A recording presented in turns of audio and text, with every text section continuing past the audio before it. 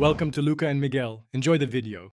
In this video, I will explain how to change Toyota Camry brake pads. First, gather all your necessary tools, including a jack stands, a lug wrench, and your new brake pads. Make sure your vehicle is parked on a flat, stable surface and the parking brake is engaged.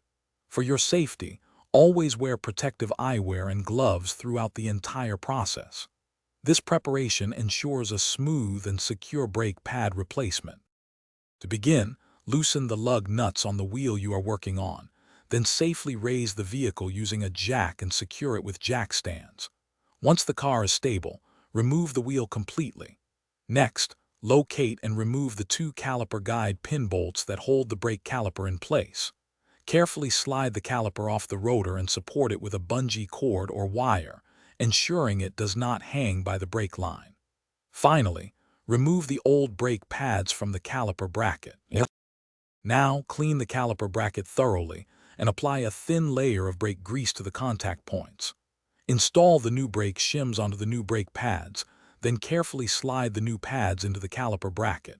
Use a C-clamp or a specialized piston compression tool to slowly push the caliper piston back into its bore.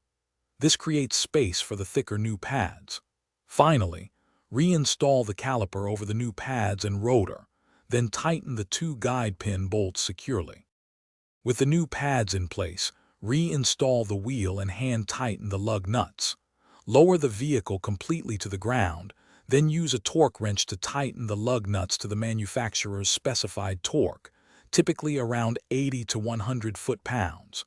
Before driving, pump the brake pedal repeatedly until it feels firm, restoring hydraulic pressure.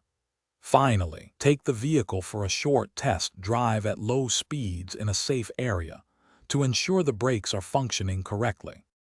Thanks for watching and please subscribe. It's the best investment you'll ever make.